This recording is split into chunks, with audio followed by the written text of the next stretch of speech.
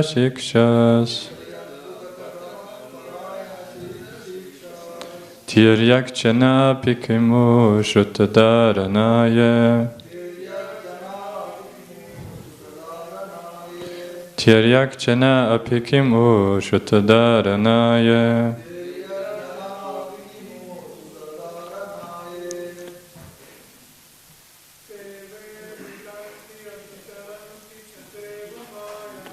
Devai vidanti atitaranti cha devamayam. Stri shudra hona shapara pipapa chiva.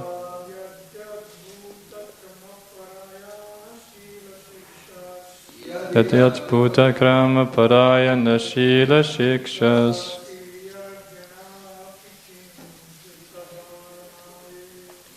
Yakana pikimu shrutadaranaya.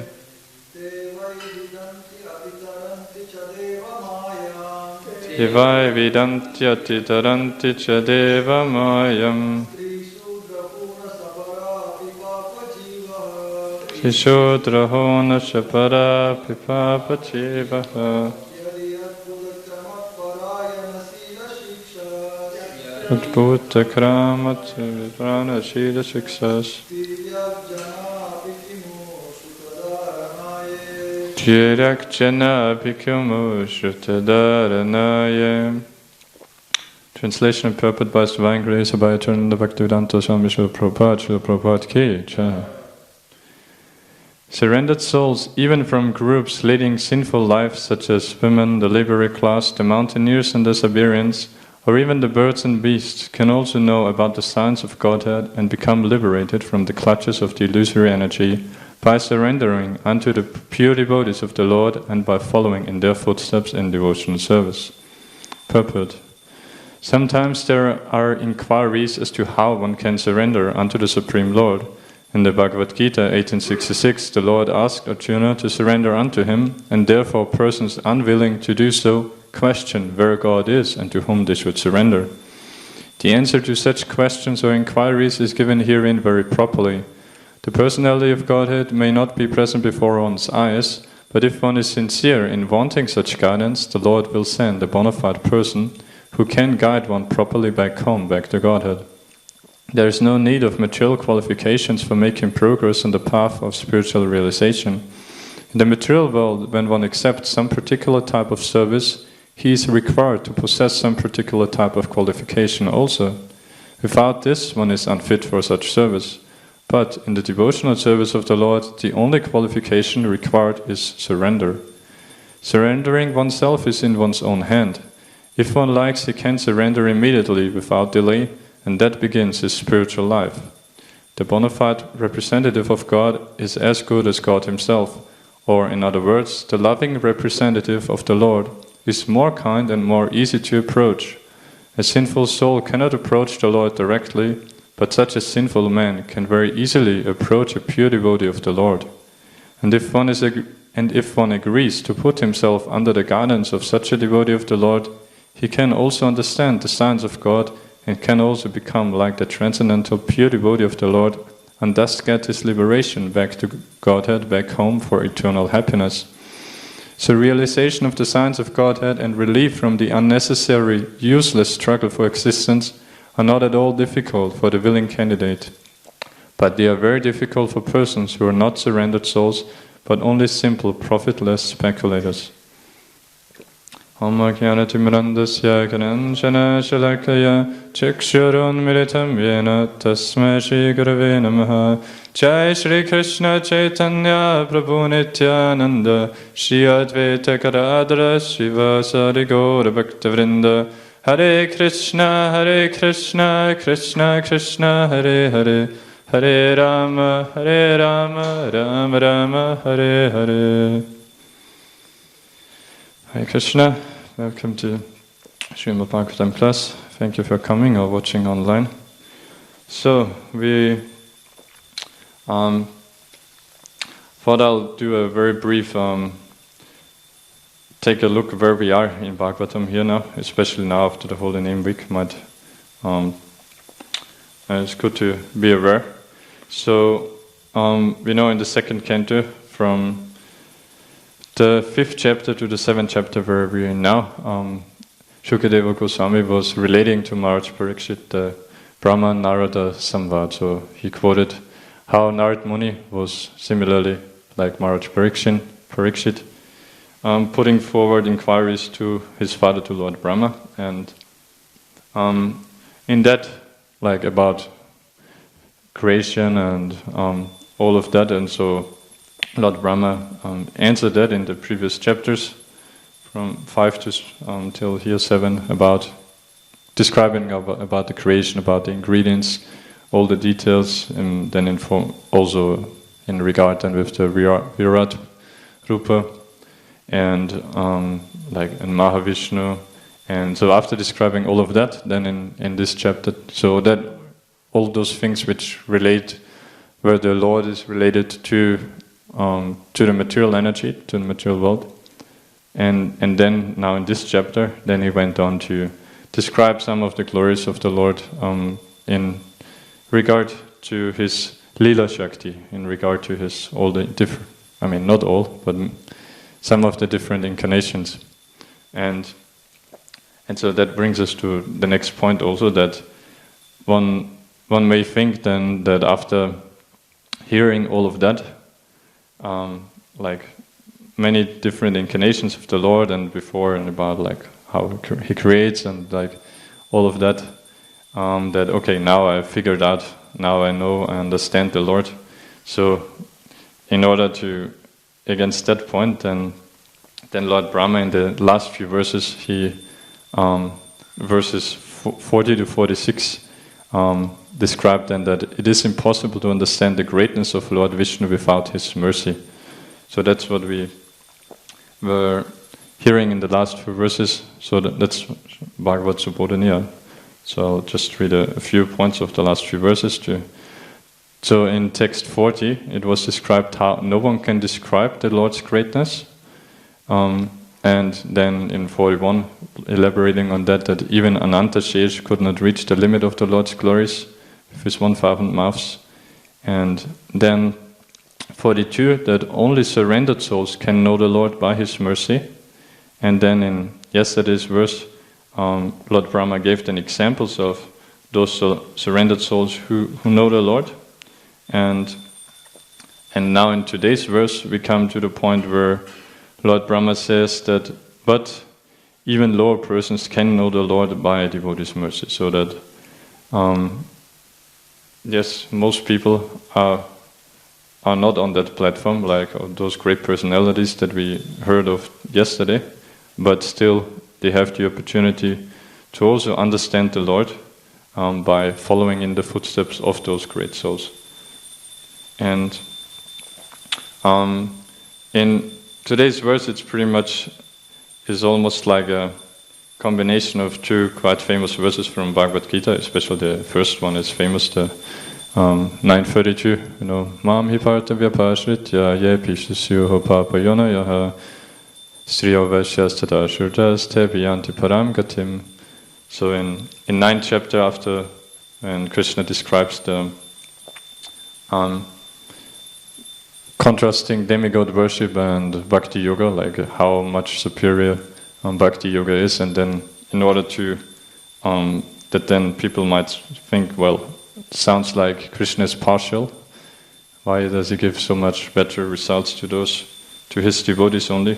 So then he counteracts that in the famous verse Samoham Sarvabhutishu, and tells that no, I'm not partial, I'm equal to all, but still it is natural that if someone is surrendered to you, if someone wants to please you, wants a loving relationship with you, then naturally you will reciprocate accordingly and take more personal care of them.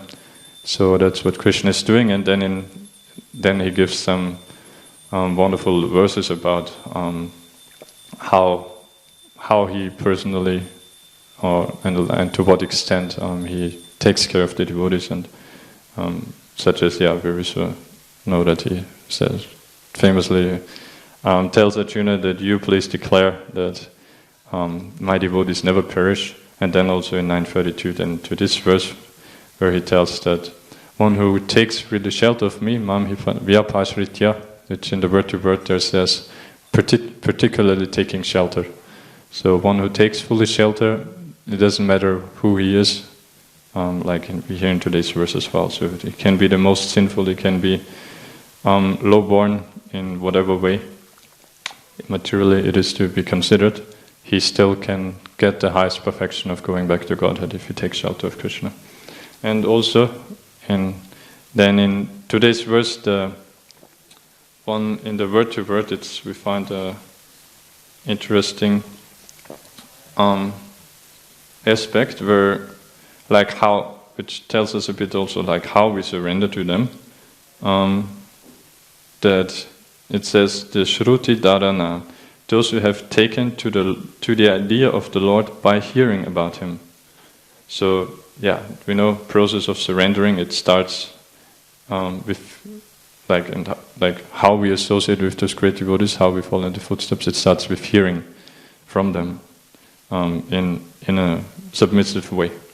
And similarly, also Krishna tells that in 13th chapter that towards the end, then like how telling, okay, how can you come to this understanding of like understanding Jiva, Prakriti, Kshetra, Kshetrajna, all those topics that he described there. And in text 13:25, he tells that there's some perceive the supersoul within themselves through meditation, others through the cultivation of knowledge, and still others through working without fruitive desires. So he tells all those processes, they are also bona fide, but as we know, they are not very effective and especially not practical now in this age. So then in 13:26 he says that, again there are those who, although not conversant in spiritual knowledge, begin to worship the Supreme Person upon hearing about Him from others. Because of their tendency to hear from authorities, they also transcend the path of birth and death. So here the word is Shruti Parayanaha, inclined to the process of hearing.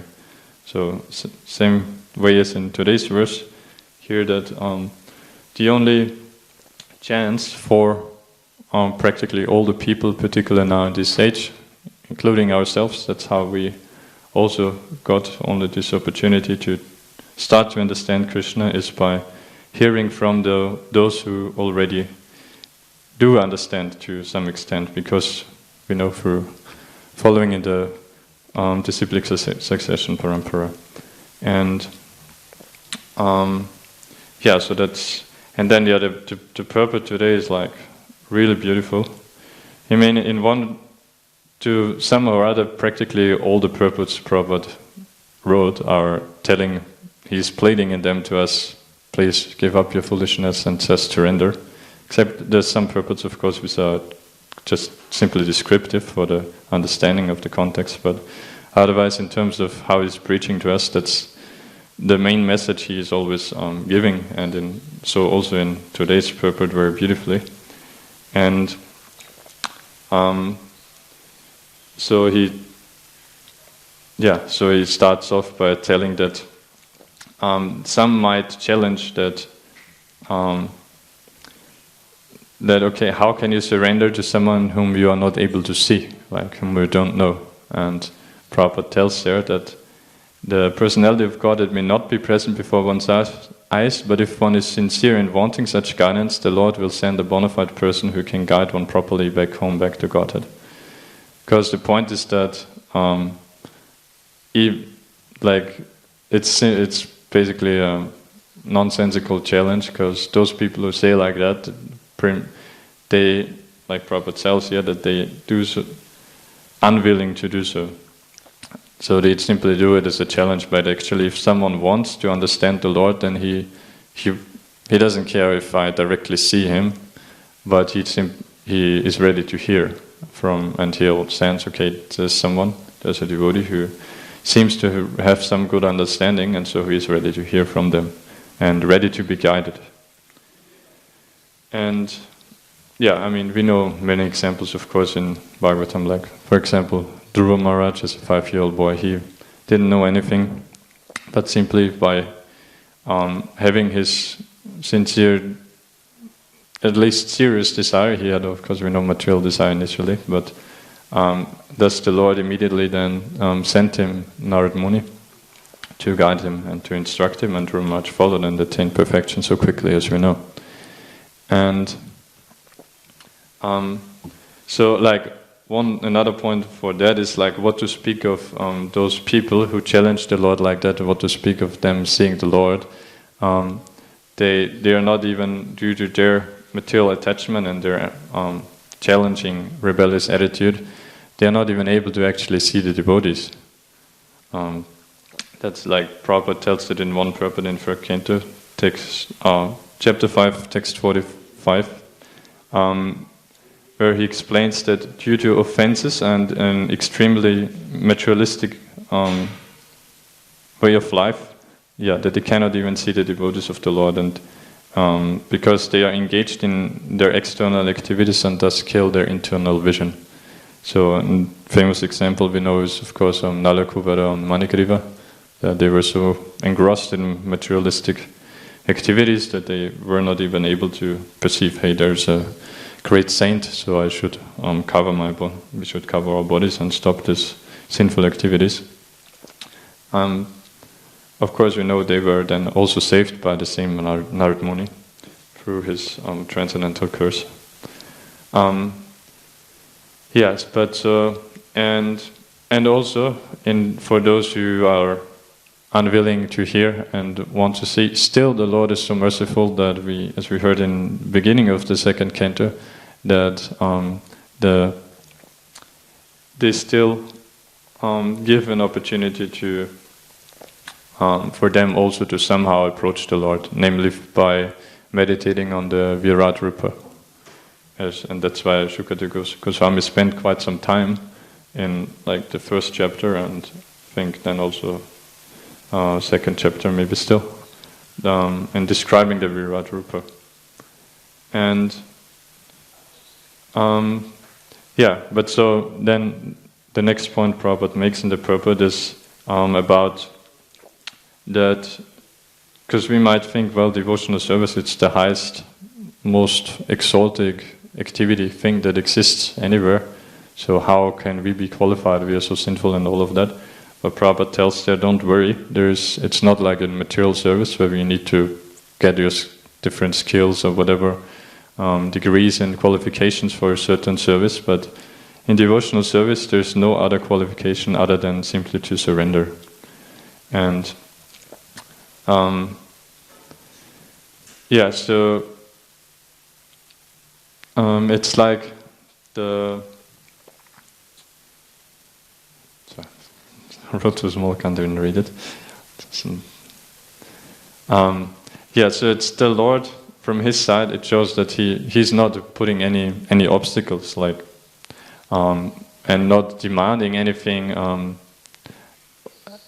like any great endeavors from our side to accept us as his devotees.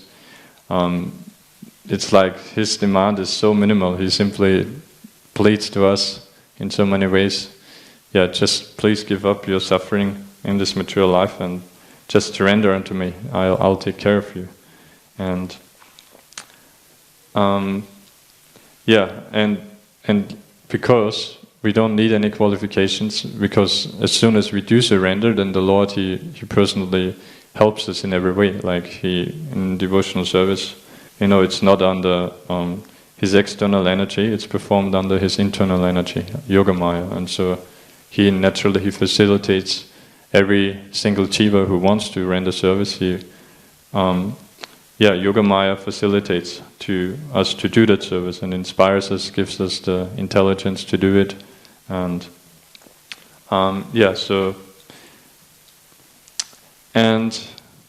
and then Prabhupada says also that surrendering oneself is in one's own hand. So that's another kind of self-explanatory point on the one hand, but still we might easily overlook it and have different excuses of that it's so hard to surrender. But after all, still it's simply in our hand. It's our either misusing our independence or using it properly and surrendering. And like to understand a bit, because yes, we know ultimately every one of us who comes to Krishna consciousness knows we have to surrender fully. That's the main instruction, especially at the beginning. To, like Prabhupada tells that's then how spiritual life can begin, by surrendering only. And so we know we need to surrender, and if we do, then ultimately we attain perfection, we go back to Godhead and the highest bliss there, naturally. So we know all of that, but still, with our materially contaminated minds, it's good also to have a bit more specific like details, like what is the payoff of surrender. So, and we find that also in the second canto in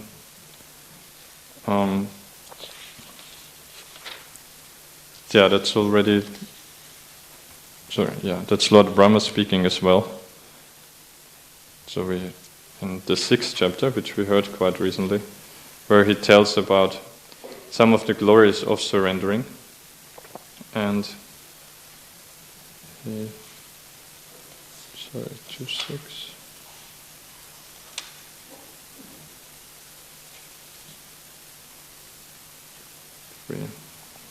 That's 3rd canto. And he tells that anyone or rather Prabhupada says in the purport there also a nice sentence, that anyone denying the surrendering process will be forced to surrender unto the laws of material nature.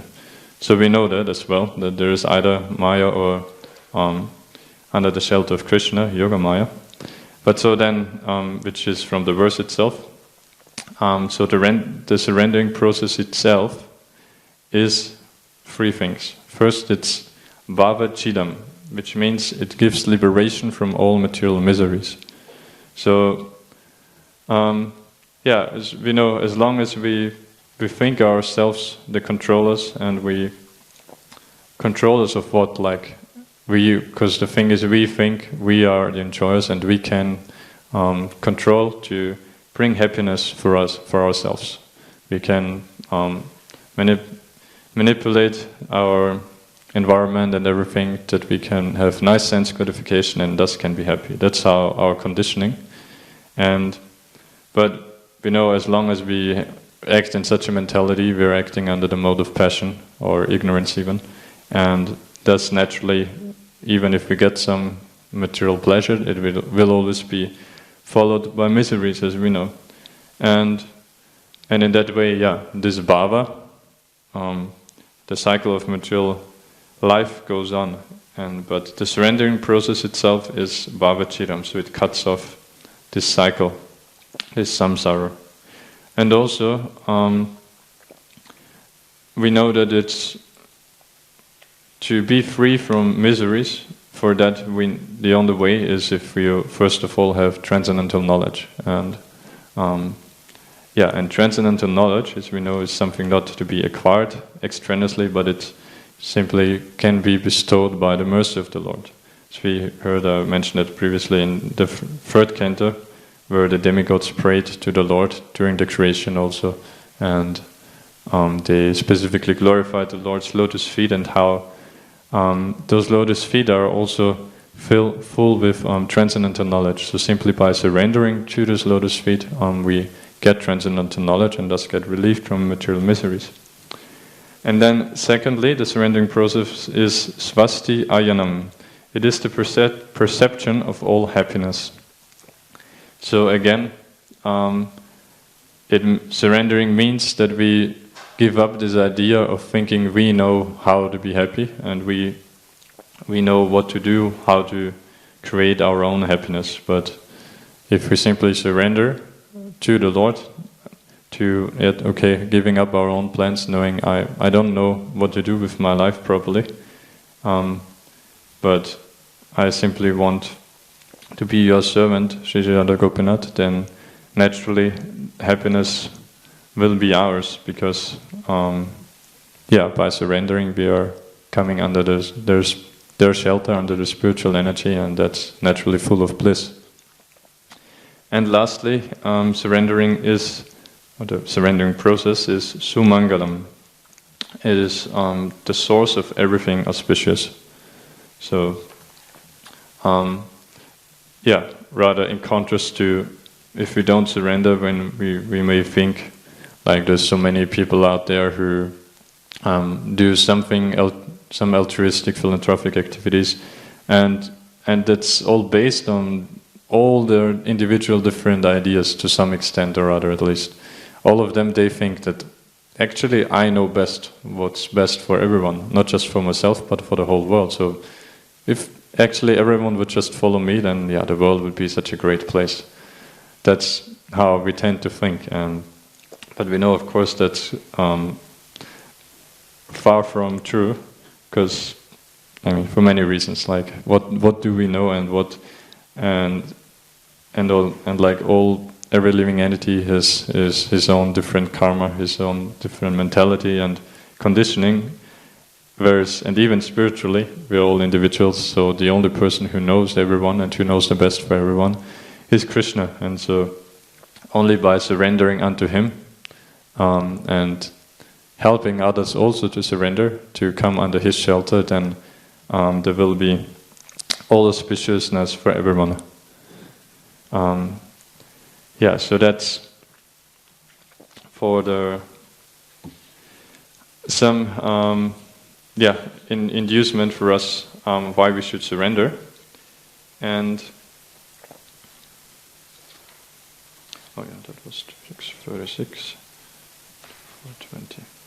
And also in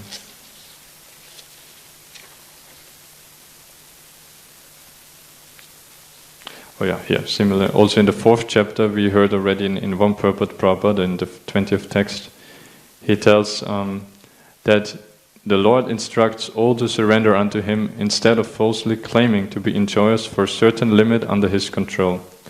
When the Lord descends, He proves how much greater is His ability to enjoy. And I find that a nice point, that that is also the beauty of hearing the Lord's pastimes, that we it helps us to directly also to get rid of this idea that we think ourselves we can be enjoyers, because when we see of how the Lord and like how He enjoys unlimitedly in such variety and in many different incarnations, and even personally as Krishna, for example, with 16,108 wives, what living entity can come anywhere close to try to enjoy like Him? And that should give us some sanity that there's no point in us trying to imitate Him, but rather it's said if we surrender to desire and only act for the Lord, and thus assist the Lord in His transcendental enjoyment, then in that way all of us are naturally then taking part in the transcendental enjoyment of everyone. So we know real happiness is indirect happiness that we derive by giving pleasure to the Lord. And running out of time. So, at least one more point I want to make is that in mature life, we all have bad experience of getting exploited by others, and thus we think serving someone else is bad, because it simply means that the other person can exploit us in so many ways. Thus we bring this fear into Krishna consciousness also, that we don't want to be servant. That's like the basic problem. But in the transcendental loving service, so Prabhupada tells here beautifully in one purport also in 3rd Canto 9th chapter, text 33, that in contrast to that fear from our experience of the material life, that in transcendental loving service, the servitor is as free as the Lord. And just as the Lord is Svarat, supremely independent, also the living entity is fully independent, because there is no forced service, but rather devotional service is performed, at least ultimately, we know, simply to spontaneous love. So, because in the back of the mind, we might still have some kind of fear that, okay, if we really fully surrender, and then there's nothing else other than always doing service for Krishna. And kind of like we might think we get exploited by Krishna, of course, but we know that's far from the truth again, but rather, and one reason for that is that actually, if you are fully situated in your spiritual identity, then just as the Lord, you're also fully independent, even though you are fully surrendered servant of the Lord, not controlling anything, but actually that is still full independence. It never at any point will devotional service be forced. It will always be out of your own will, out of your desire. So rather our desires, as we know, will get purified, that actually then, by following Vaidhi Bhakti, then slowly we will spontaneously, naturally desire to do the service all the time. And so there's no point of fear to surrender. There's only unlimited benefits, and so we'll should always try to endeavor to surrender more. And I didn't get to talk now about the part of how to surrender, that only by following the devotees of the Lord, surrendering to the devotees. Like that's the point of today's verse, that all those great personalities, yes, they have some understanding that we heard yesterday, but then all the other people, they also have the opportunity by surrendering to those who do understand the Lord. And so by following without hesitation, submissively, our spiritual masters and our authorities, then we can also get there. Kantarachima Bhagavatam ki jai.